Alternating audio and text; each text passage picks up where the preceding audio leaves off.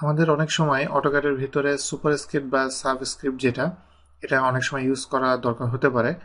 তো সেটা আপনি কিভাবে অ্যাড করবেন এখানে সেটা নিয়ে আমি এখন কথা বলবো। এখানে দেখেন যে এখানে যেই ভ্যালুটা দেখতে পাচ্ছেন এই ভ্যালুটা আমি সায়েন্টিফিক নোটেশনে আমি আপনাদেরকে দেখাচ্ছি। সায়েন্টিফিক নোটেশনে আমি যদি এটা লিখতে চাই সেক্ষেত্রে আমি এটা লিখবো 5.9 ইন্টু 10 টু দ্য পাওয়ার 6। তো এটা লেখার ক্ষেত্রে এটা লেখার সিস্টেম হলো 10 দিয়ে 6 এর পরে আমি ক্যারেট সিম্বলটা দিব।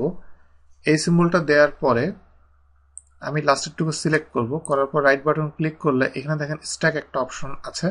স্ট্যাকে আমি ক্লিক করলে এটা অটোমেটিকলি সুপারস্ক্রিপ্ট পজিশনে চলে যাচ্ছে। এভাবে আপনি সুপারস্ক্রিপ্টটা আপনি অ্যাড করতে পারবেন। এরপরে দেখেন যে সাবস্ক্রিপ্ট আপনি কিভাবে অ্যাড করবেন। সাবস্ক্রিপ্ট অ্যাড করার জন্য আমি এখানে একটা প্রথমে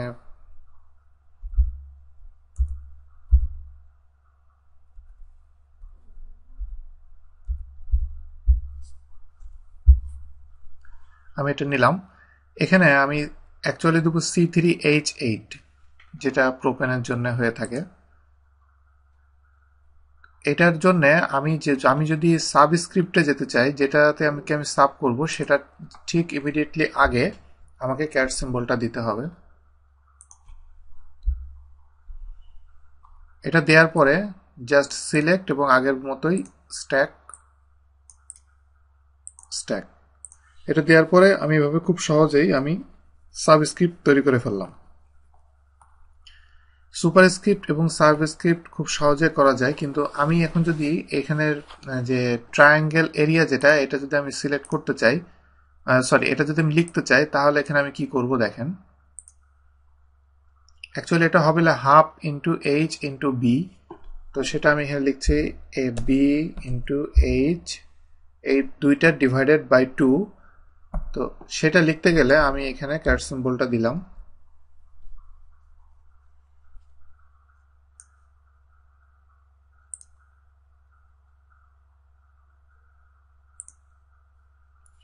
এটা চলে এসেছে, কিন্তু আমি অ্যাকচুয়ালি এটা দেখতে এরকম হবে না। এটা দেখতে আমি যেরকম চাই সেটার জন্য আমাকে পুরোটা আবার সিলেক্ট করতে হবে। করে আমি রাইট বাটন ক্লিক করলে এখানে দেখেন যে স্ট্যাক প্রপার্টিস আছে যেটার মধ্যে আমি কিছু জিনিস কন্ট্রোল করতে পারবো।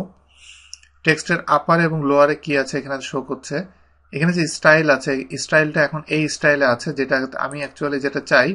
প্রথমে যেটা দেখেন ফ্র্যাকশন এবং হরিজন্টাল ডায়াগোনাল আছে, আমি অ্যাকচুয়ালি এটা চাচ্ছি।